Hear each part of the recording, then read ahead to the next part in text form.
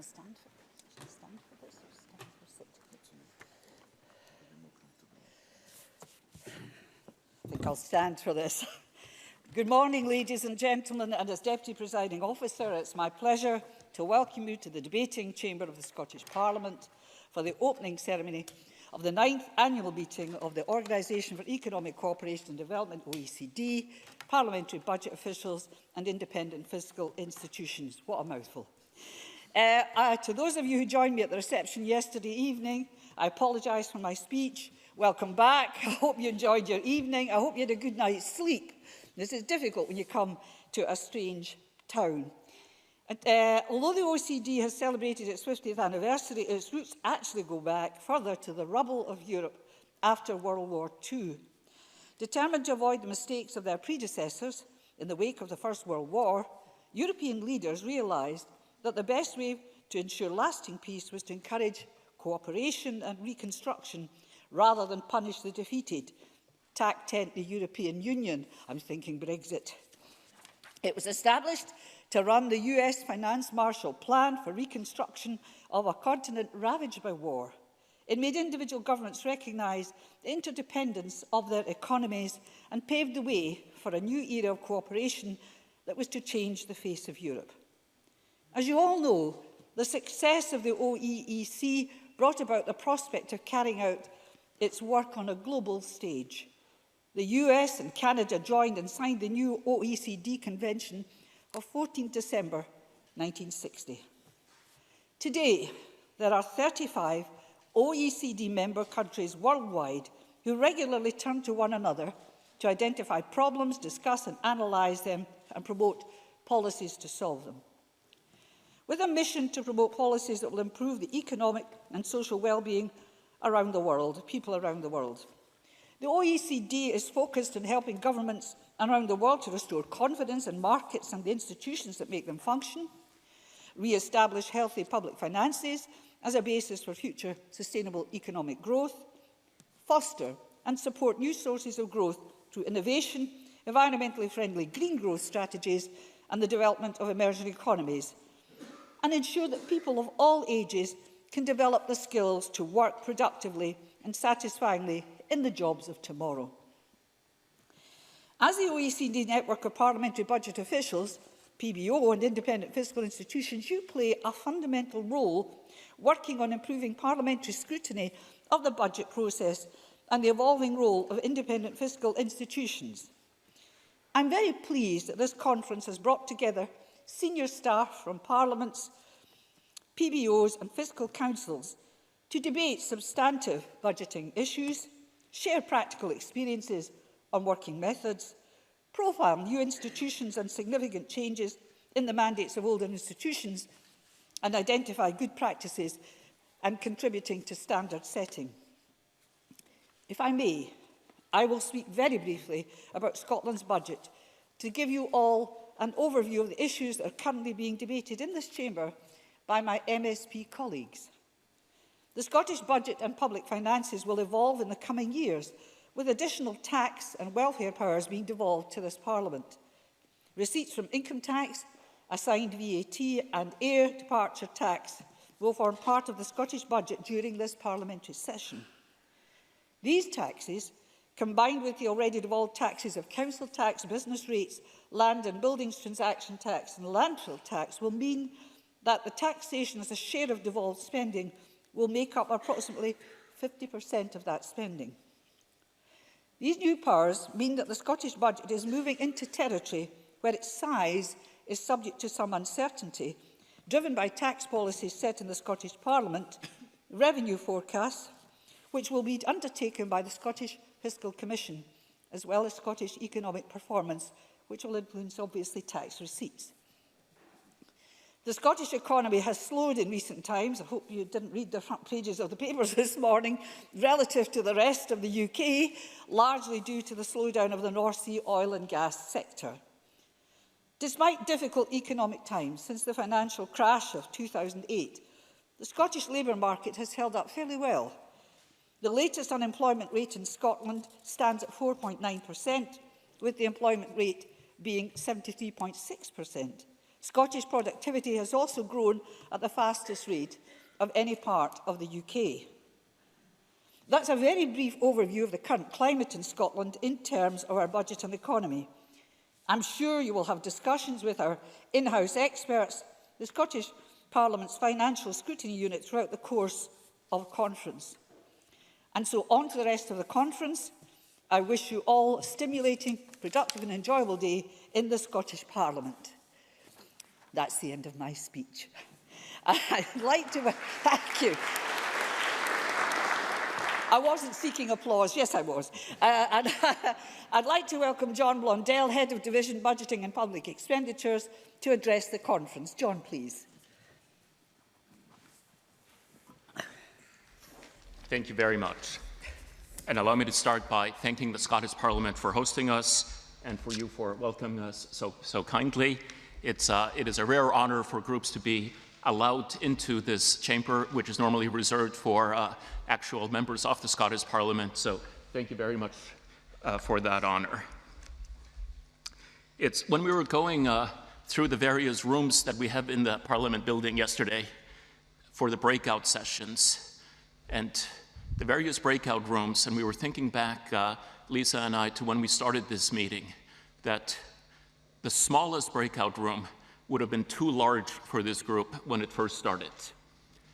It is truly a testament to how parliamentary budget offices and independent fiscal institutions, as budgeting institutions, have grown in a remarkably short period of time, from being a very small group to being a very large group, although they are, of course, very divergent in their mandates and resources. It is truly one of the, I think, greatest witnesses to the changes in budget institutions that we have witnessed. Now, we all know that Scotland has been a major centre of the study of economics. It was in this very city that Adam Smith wrote The Wealth of Nations. When I came here, I was hoping to visit his house, but I was told that it was under renovation. But his economic theories, 250 years later, live on, although parts of it are being renovated. The timing of this event is, of course, very appropriate because this very week, the Fiscal Commission of Scotland got its statutory footing, so it is now a statutory body. So we congratulate the Fiscal Commission, Lady Susan Rice, on this status, and we look very much forward to hearing more about this institution as she speaks. We have an agenda that features a broad range of experts, and we are very much looking forward to it. But before I close and give the floor to the next speaker, I would also like to mention that many of you know a person who is a member of the OECD staff now, Sherry Nicholl, who is, of course, from this Parliament. So we would first of all like to thank the Scottish Parliament for, in the beginning, lending us to her on secondment, and then for allowing us to keep her. So thank you, Sherry, for everything you do. And without further ado, please, to the next speaker. Thank you very much.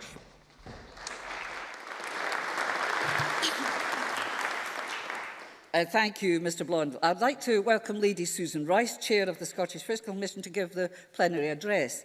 Lady Susan, I'm going to say a wee bit about you first. Lady Susan, a chartered banker, was previously Chairman and Chief Executive of Lloyds TSB Scotland plc, the first woman to head a UK clearing bank, and Managing Director of Lloyds Banking Group. She also held the position of Senior Vice President of NatWest Bancorp in New York, and earlier was a Dean at Yale and Colgate Universities in America, and a published medical researcher.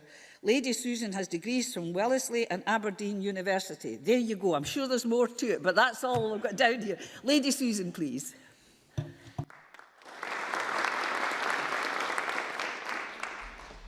Well, thank you very much, Deputy Presiding Officer, which is also a mouthful, and thank you for not saying any more. Good morning to everybody. And I must say, at the reception last night and this morning, I was so pleased to see a number of familiar faces, and I'm looking at some of you just now. That's one of the great things about this annual event. And I'm especially pleased that you're here in our wonderful Scottish Parliament. Can I welcome you all to Scotland in what is one of the most exciting years in our fiscal history? The Scottish Fiscal Commission this week became a non-ministerial body, a landmark moment after a huge amount of work which some of you may also have experienced in your own institutions. Now, my theme is good things come in threes. You might well ask why. Well, this is my third OECD, PBO, and IFI conference, and there's no doubt that it's a good thing. 3 years ago in Vienna, I described what was almost a brand new organization. It comprised 3 part-time, unpaid commissioners. None of us were from within government, and that was it. No staff. The Scottish Fiscal Commission was set up in June 2014 as a non-statutory body. Our job was to provide independent scrutiny of the Scottish government's forecasts of the receipts from taxes which were newly devolved to Scotland, and we had to make a judgment as to whether their forecasts were reasonable or not. We had 3, the magic number, 3 devolved taxes to consider in that first year: land and buildings tax, landfill tax, along with analysis of the economic determinants of non-domestic rates. We published a report, our first one, which was 12 pages long, a bit like a pamphlet. And even though we were one of a tiny handful of sub-national independent fiscal institutions, IFIs, we still wanted to establish that we were doing things in the right way, and we had to learn what the right way was. When you're doing this in a country, you don't have any peers to turn to. And that's why, however simple our role was then, we started at the beginning to mark ourselves against the 22 OECD principles for independent fiscal institutions. And we met quite a number of them even then in our first year, but not all of them.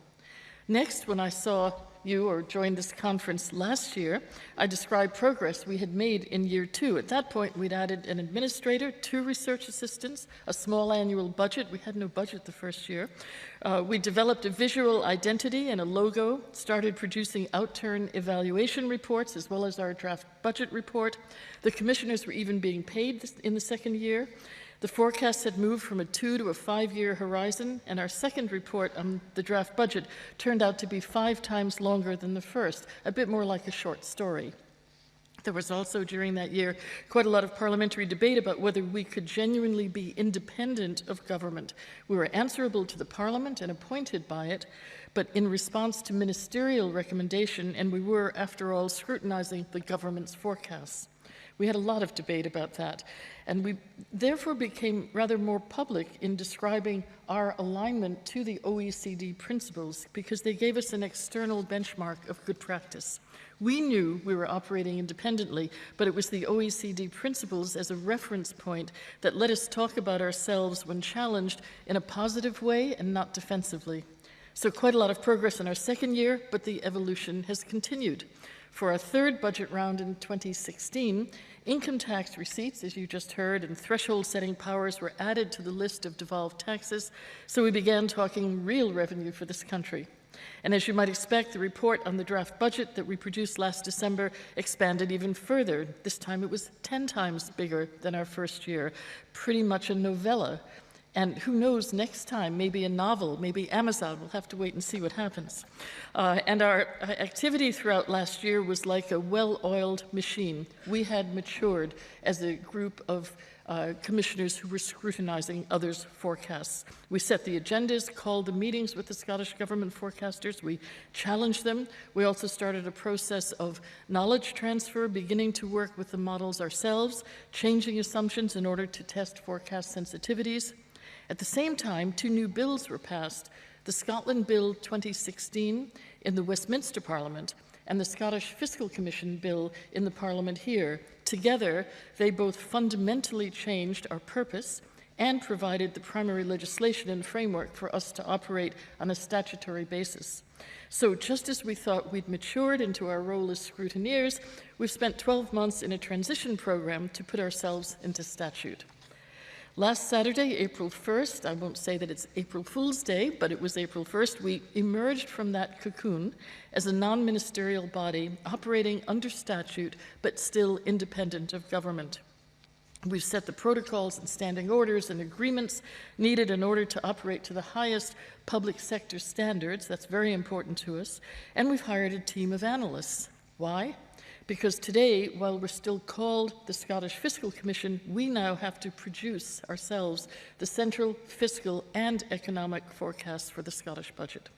We're now responsible for forecasting onshore GDP for Scotland, income tax receipts, land and buildings and landfill taxes, non-domestic rates, demand-led social security expenditure, with air departure tax coming our way shortly, and after that, aggregates levy. Around £17 billion of taxes, which were formerly set, received and redistributed by the UK government, are now coming under the control of the Scottish Government. Our analytical team have been recruited or seconded into the Commission from academia, the private sector, and both the UK and Scottish civil service. And I'm delighted that Mary Spowage is here. Mary, you're up there, who's our Deputy Chief Executive, and that she's participating in these meetings. Their experience includes fiscal forecasting, macroeconomic modelling, housing market analysis, public sector finances, and data and statistics. As with any organization, we also have a corporate services function and a senior responsible officer. That person, once appointed, will report to me as the chair, together with my fellow commissioners. We have Professor Alistair Smith and David Wilson, who are also joining us, and I hope that you meet them. Over the coming months, our own staff now will develop the models and forecasts, the outputs with challenge and direction set by us, the commissioners. We're also their bosses.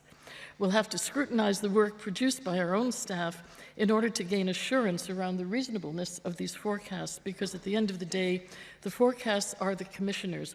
We are responsible in law, and we're answerable to Parliament. A curious structure. And if we're still one of only a handful of subnational financial institutions today, we're also one of only 3 IFEs to produce its own forecasts. Please wish us luck. So that's our story, and I hope next year there'll be very little to report to you. But this year I thought I might just finish by summarizing a few of the challenges we've had and how we're steering through them. First, along the way, it was essential for us to influence the legislation, to have clear boundaries for what we are and are not to do. Parliamentarians, the press, the public all have different views about what they want us to do. So it's been essential to have boundaries enshrined in law so that we can say we don't do that and we do this. Second, it's also essential for us to ensure that the rather complex structure we now have still allows us to act independently in perception as well as in fact. Third, looking ahead, we'll need to adapt our brand new organization as it settles in. One always has to do that with new organizations, and establish our professional credibility not only through reasonable forecasts but also through good communication. We think we have a chance of meeting these 3 challenges if we focus on 3 goals. One is to develop a strong reputation as an authoritative, independent, and transparent body. That's about our forecasting. The next is to deliver value for money. For the taxpayer, we need to be efficient, adaptable, and operate to a high standard. That's about our organization. Third, we'll do these things, as we've done from day one, by learning from all of you and drawing clearly on the OECD principles. So I'll close by saying thank you for your help, even if you didn't know you were helping us. I salute all of you, and I hope you enjoy these 2 days. Thank you.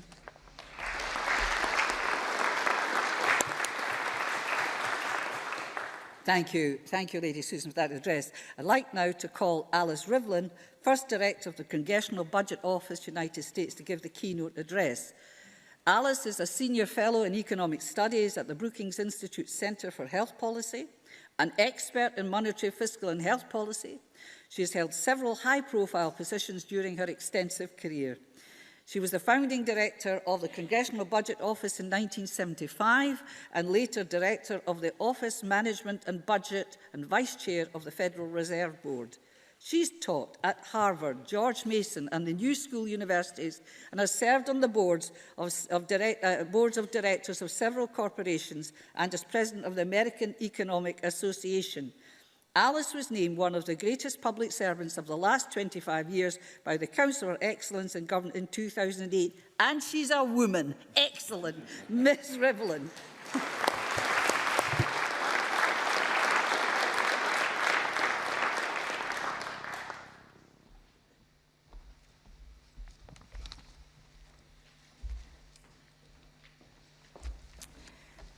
Thank you very much.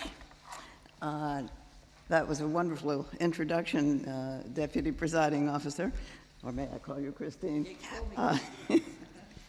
It's such a mouthful.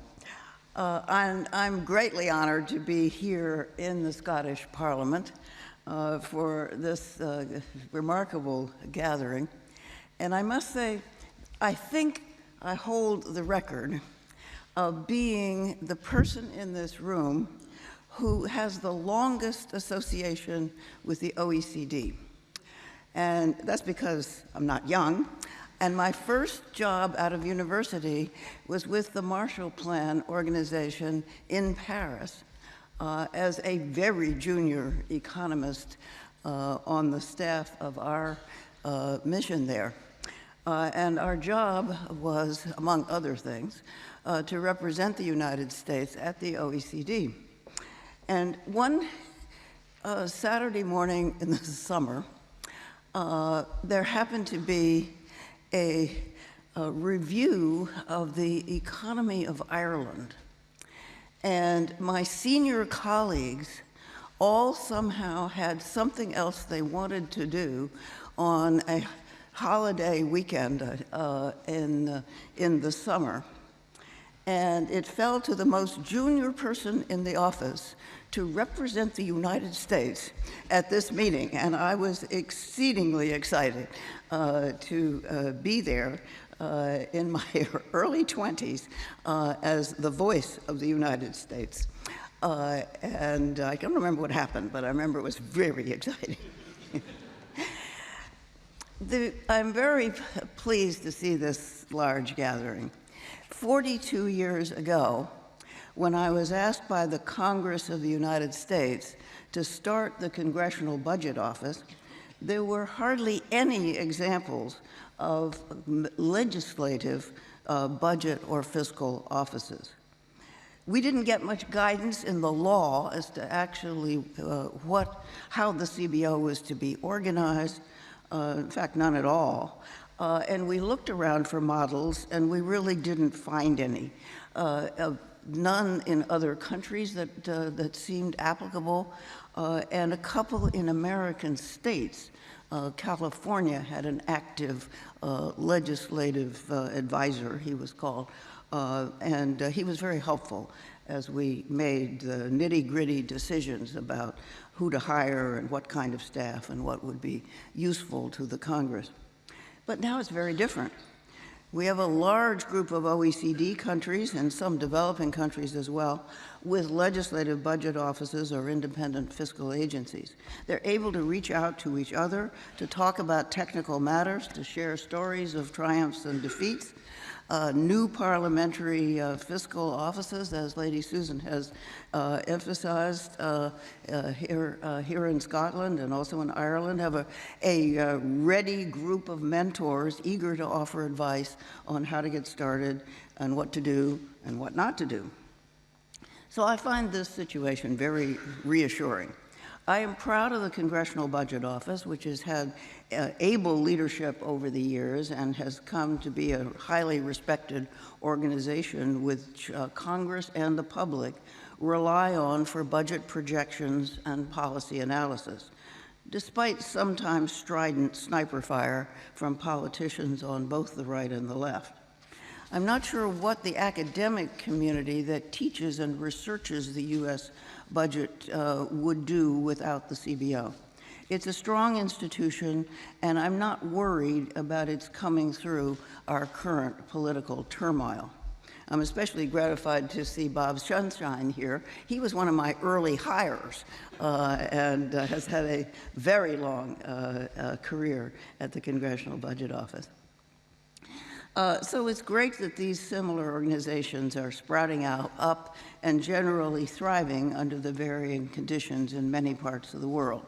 They're led by an impressively well-qualified set of experts passionately dedicated to fiscal responsibility and producing solid information to help politicians make informed decisions. So it's exciting for me to interact with this whole roomful of smart people who care about assisting legislators to make more informed decisions. We must have proved our worth to the political world, or we wouldn't all be gathered here in Edinburgh this morning. But at the same time, I sense we gather in part for protection and mutual support in trying and turbulent times. It's never been easy to provide politicians with objective, nonpartisan information on budget matters in time to help them with the hard decisions that they must make on tight schedules.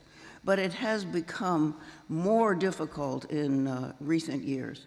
So I'd like to share with you some more this morning, some thoughts about the difficulties facing our institutions and perhaps some thoughts about what to do about it. My remarks will draw on the United States experience because that's what I know about, but I believe we all face many of the same challenges. Nobody ever said it was easy to work as a parliamentary budget official or lead an independent fiscal institution. If you wanted a job that would not draw criticism and controversy, you chose the wrong career. These are inherently difficult assignments that require not only technical and analytical skills, but the ability to win the confidence of politicians without telling them what they most want to hear, because they often want magic solutions, and your job is to tell them there aren't any. Parliaments, by definition, are full of politicians with widely different views on what is best for their country. Disagreements are often intense, irrespective of whether the actual difference in views is wide or narrow. Politicians win elections because they believe deeply that their cause is right, that the policies they espouse are going to lead to general welfare. In the face of uncertainty, they choose to feature and genuinely believe the evidence that supports their point of view. They believe that their policy proposals will be highly effective and not very costly. This is a human trait. The psychologists have plenty of evidence that people tend to grab on to the evidence that supports what they already believe, but I think it's especially true of politicians. Democracies need politicians dedicated to a variety of different policies and eager to argue their point of view. But elected leaders also need reality checks. They need a competent, neutral evaluator of competing policy claims. And they need brakes on spending, taxing, and borrowing. Left to their own devices and knowing that they must remain popular in order to keep their jobs, politicians would tend to spend more, tax less, and pass the debt on to future politicians and taxpayers. And they know it. They turn to budget technocrats to keep themselves honest and responsible. The Congressional Budget Office was created for reasons that are idiosyncratic to the United States, reasons having to do with the balance of power between the executive and legislative branches under our Constitution.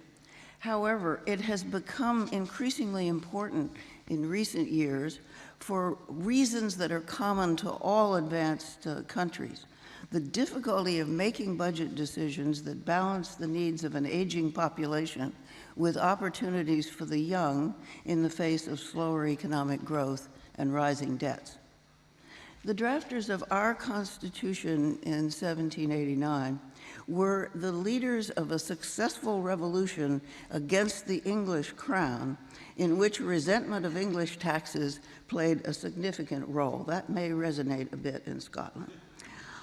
They wrote a constitution with sharp separation of powers between the legislative and executive functions, and gave to Congress, not the president, explicit power to tax and borrow, subject only to presidential veto that a supermajority could override.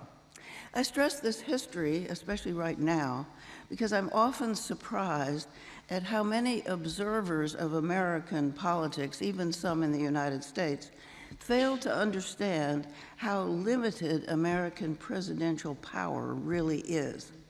We make such a ridiculous spectacle of our presidential elections, and we spend so much time and money on the election process that many observers naturally assume that the American president must have awesome powers.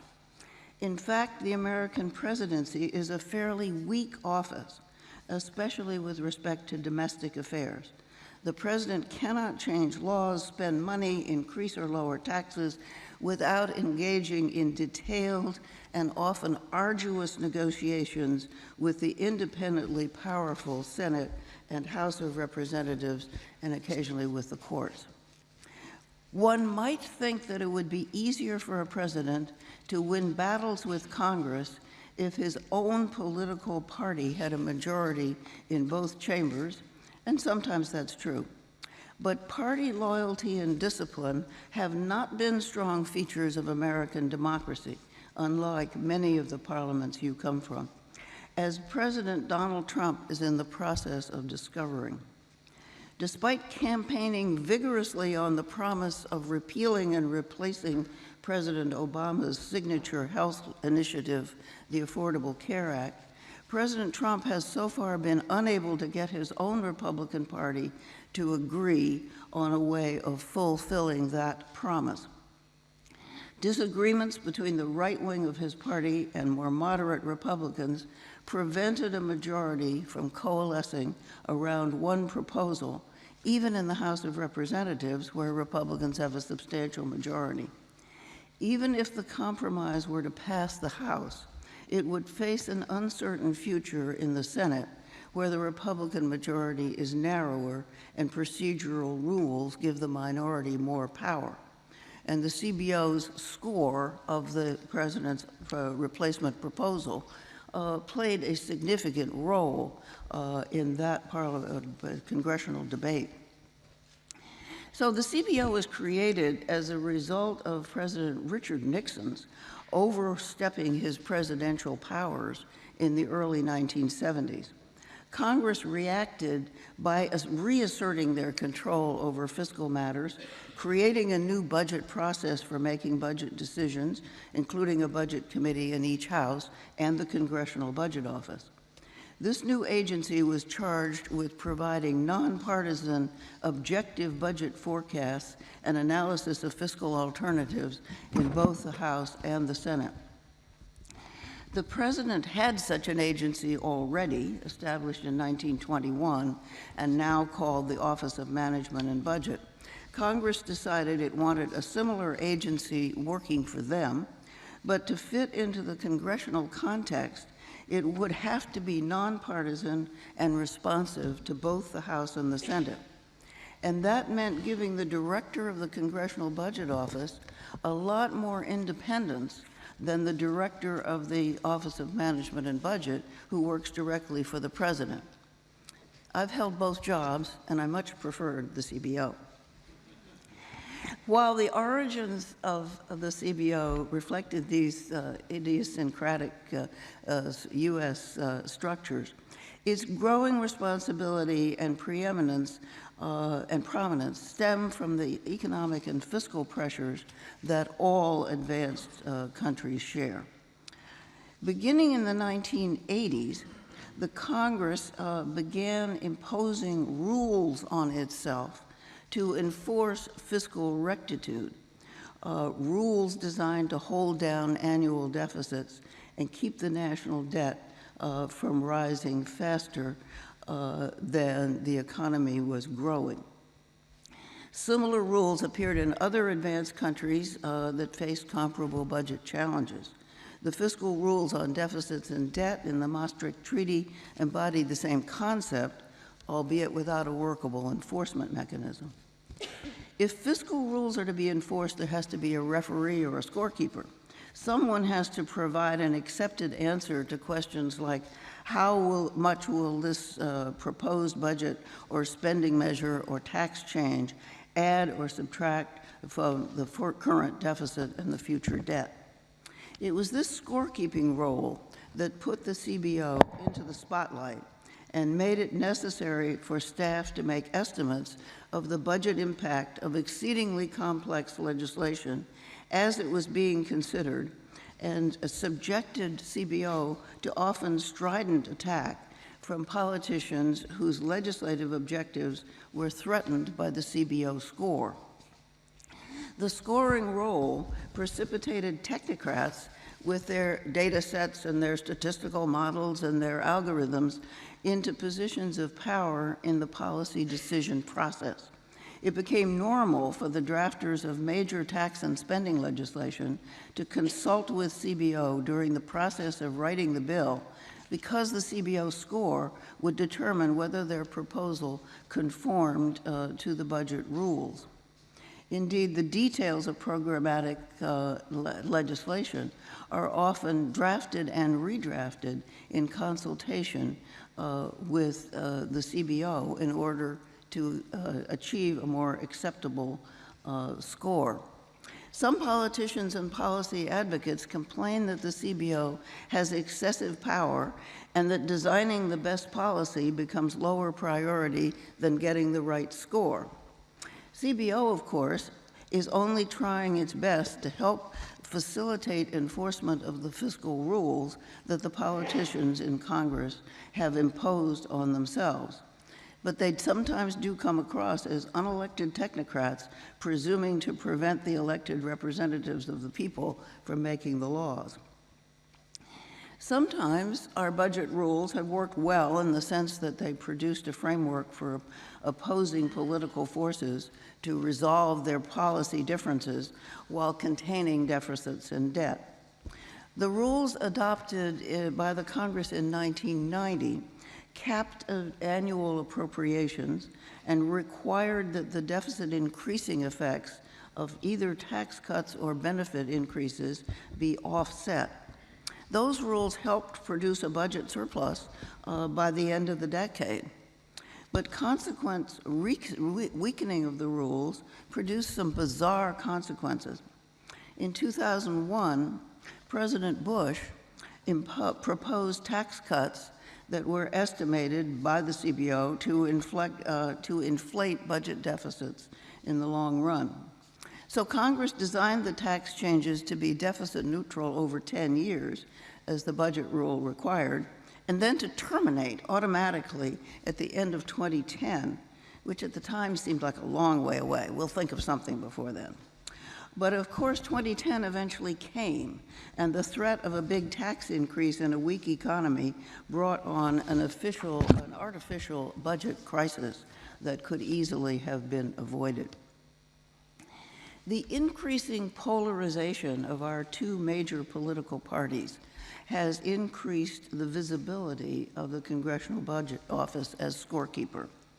The breakdown of negotiations between President Obama and congressional leadership over measures to contain future debt, which was then known as the Grand Bargain, led to a truly crazy budget scenario in 2011.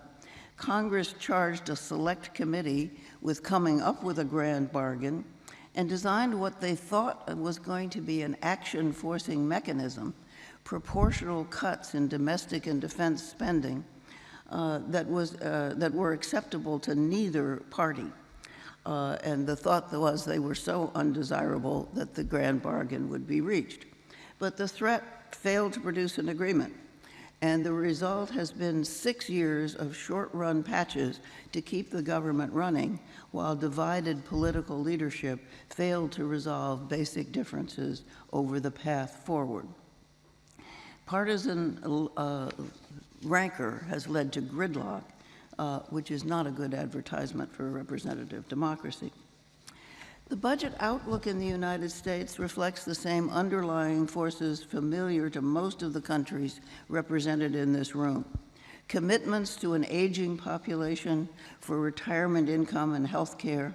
In our case, the population is aging less rapidly than most of yours, but we have a peculiarly expensive health care system. Slower growth, which increases the need for higher public as well as private investment in efforts to increase future productivity, science, skills, modernizing infrastructure, and so forth. An out-of-date tax system that cannot be expected, especially in the face of slow growth, to produce sufficient revenue to pay for both the cost of maintaining the elderly, adequate government services, and finance productivity-enhancing investment.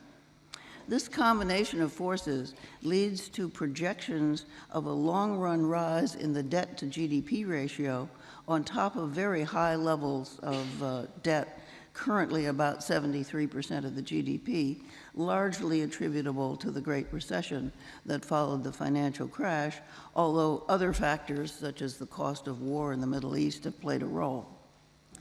To pragmatic centrists like me, it seems obvious that compromise solutions are the answer. The United States needs to restrain the cost of health care, modify our commitments to older people, especially those with more than adequate incomes, invest wisely in future productivity, and overhaul our tax system in ways that could produce more revenue in a less growth-inhibiting way. That could mean shifting from heavy reliance on wage and income taxes to more reliance on consumer taxation, adding a VAT, which is an important source of revenue to almost all of you, except us. A carbon tax is also an attractive option, but more to discourage the use of fossil fuels than to generate revenue. However, although this collection of reforms seems compelling to academics like me who don't have to face the voters, it involves compromises which our deeply polarized political leaders are unable to make. Indeed, compromise across party and ideological lines has become a dirty word in American politics. Republicans are stridently opposed to any increases in taxation. Indeed, they favor reducing income tax rates, especially for upper income people. Democrats are just as vociferously opposed to any reductions in benefits to the elderly, the poor, or the disabled. This standoff has led to a rejection of many sensible centrist plans, several of which I helped write, and years of gridlock in which the only budget actions have been short-run measures to keep the government functioning while the basic issues remain unresolved. The prominence of CBO scoring in all of this has turned technical scoring issues into political fights. Even the exceedingly complex issue of how to score government lending and loan guarantee programs has attracted political attention. Two scoring issues in particular have loomed large: how to handle uncertainty in presenting forecasts to policymakers, especially long-run forecasts of spending, revenues, deficits, and debt, and how to account for the feedback effects of fiscal proposals on economic performance at the macroeconomic level, known as dynamic scoring, which is basically a special case of the basic question: what constitutes sufficient evidence for policy action?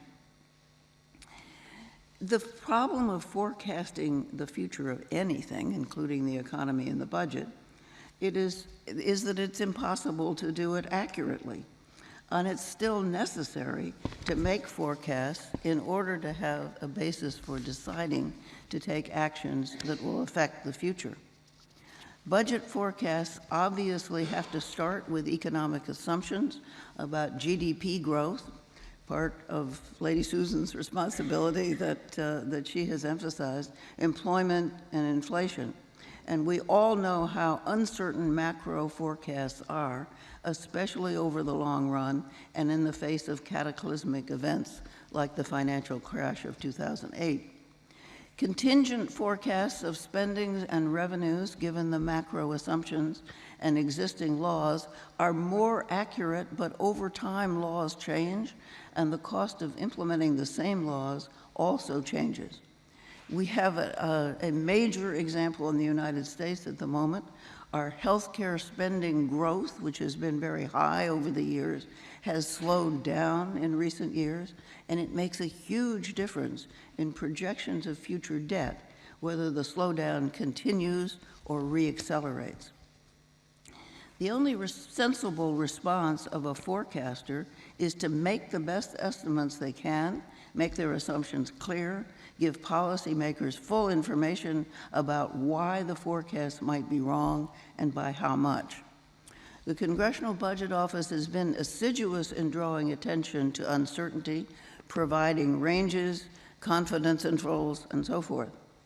But admitting uncertainty has some risks in itself, because politicians can easily make uncertainty an excuse for fiscal irresponsibility. In the face of uncertainty about future deficits and debt, it's very tempting, if you're a politician, to promise future benefits and tax cuts at the same time. And CBO often hears, "You've been wrong before, so why should we believe you now?" And on dynamic scoring and the adequacy of evidence, our conservative politicians believe passionately in smaller, less intrusive government, but their most fundamental belief is in cutting taxes, especially income taxes, and they believe that will boost economic growth substantially. The evidence is not nearly as strong as they think it is, and it obviously makes a difference whether the tax cuts are accompanied by spending cuts that might reduce growth or by debt increases that could increase interest rates and discourage investment. CBO has taken a lot of criticism from the right for not adequately recognizing the beneficial effects of lower income tax on economic growth, and now similar arguments are being made on the left with respect to growth-enhancing benefits of social spending, early childhood education, and nurturing wellness or prevention programs in health. Advocates are often more ready than the CBO analysts to assume positive results from one highly intensive demonstration program can be replicated at the national level. Progressives' anger at the CBO's alleged failure to recognize the future budget savings from social spending is as loudly expressed as conservative anger over the CBO's supposed sin of not adequately recognizing the benefits of income tax reduction. Both are special cases of the difficulty of assembling persuasive evidence of the effectiveness of policy changes. Now, these kinds of issues have been debated by social scientists for decades, and the good news is that data and analysis are much more sophisticated than they used to be, and the potential for evidence-based policymaking is greater than it was decades ago when I started out as a junior policy analyst. But there's bad news too, which is why I started by saying these are trying times for people like those gathered in this room. Parliamentary and independent fiscal agencies attract people who value rationality, data analysis, econometric models, evidence-based policymaking. We may have some difficulty defining what we mean by truth, but we do believe that some things are demonstrably true and some are not, and that evidence matters. One of the later speakers at this meeting is talking about a post-truth society. I hope that is not what we now live in. But now we do find ourselves in a world in which evidence is widely disregarded, fake news stories circulate and are widely believed, and politicians, at least some of them, feel entitled to make up their own facts and attack those who question them. Maybe I'm overreacting to our newly elected President Trump, but I fear he is not unique and that his electoral victory is the symptom of a deeper problem. Populist reaction against elites in the establishment is not surprising. The governing elites have messed up badly in all of our countries in failing to avert the financial crisis that devastated so many lives, in tolerating extremes of distribution of wealth, income, and influence, failing to take climate change seriously enough, and in failing to intervene in the devastation, natural and man-made, that's impelling millions to risk everything to find refuge in a safer place. Lots of swirling forces have come together. political turmoil and desire for change, polarization of views and high decibel election campaigns, terrorism, xenophobia, fear of change, decline of faith in institutions generally, governments, religious institutions, often for good reasons, explosion of information and the social media everywhere you look, and falsehood, fake news, and high tolerance for unverified claims. Independent budget officials and parliamentary budgeteers are caught in the middle of this, trying to do their jobs, produce accurate, relevant estimates and projections, and keep the nation's fiscal house in order. It's hardest for the newcomers who have not yet established a track record and gained the respect of contending politicians and the public. So what to do? I don't see any alternative to continuing to work hard at getting the analysis right and communicating results as comprehensively and as thoroughly as possible, both to elected policymakers and the public. Politically motivated criticism goes with, goes with the job and should be expected. I have faith that providing the good information to elected representatives that you are all providing is still the best formula for good public policy making. And I'm glad so many intelligent, hardworking people are gathered here to show that they're willing to take on the job. Thank you.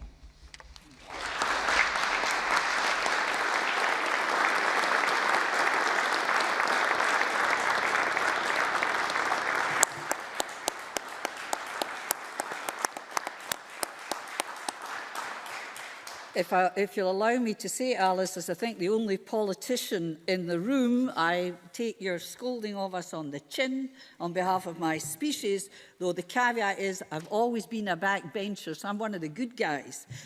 What I was interested to, if I may also say, is what you said about President Trump. I says, for lay observers, it took the judiciary challenging the presidential executive order about people travelling from certain countries to bring home to us the valuable checks and balances within the American Constitution, which I don't think we were so aware of prior to that, and certainly now. And what you said about the Republicans in Congress not always working en bloc.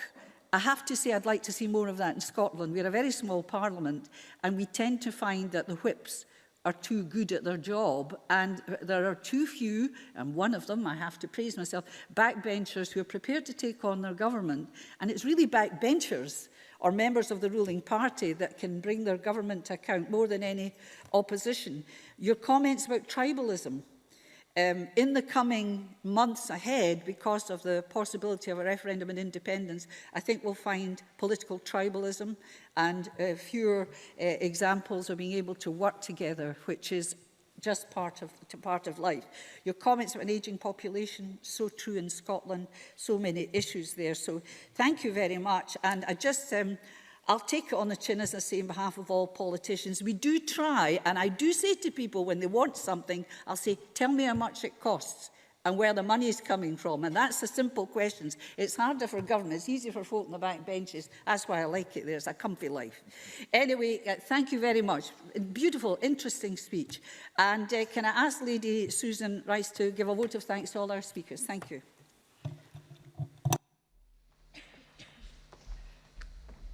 Deputy Presiding Officer, you have, and providing as well, you have just beautifully summarized Alice Rivlin's comments, and I won't repeat all of those, but the point of talking about the institutions in America, so that's where I'm from originally, but I wear a Scottish hat very proudly as well. It is different from this country, and the impact that they have is different. And I think one learns something about all of that. Could I thank all our speakers? Jan, obviously, always very happy to hear you, and just, you know, my personal and our collective thanks to the OECD for guiding and pulling the conversations we have here forward every year. There's more, and there are new things, so huge thank you there. Alice, just met you last night, but I think like a lot of people have known of you. And so for many of us, we know a name and we think we know you, but now we do. You're outspoken, you're clear thinking. I think you're right that we all here probably share this inclination to evidence, to rational thinking. I think what we've also learned recently is that there are a lot of people out there who don't absolutely look at the world the same way we do. So you're right, we should stick with what we're doing because that's what we believe in and what we do well, but we need to be able to communicate even more effectively, I think, the results of what we do. So thank you for a very interesting history lesson right up to now and to the future. That was very, very good. And on behalf of all of us, again, thank you very much.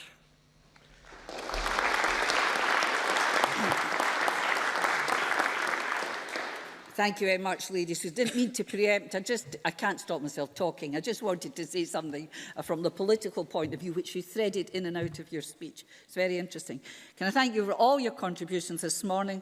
I'd like to wish all delegates a successful conference here at the Scottish Parliament. I hope you get time to see a bit of the city of Edinburgh. The sun's coming out for you, so take advantage of it. It doesn't happen every day in Scotland. And I now close this meeting with Parliament.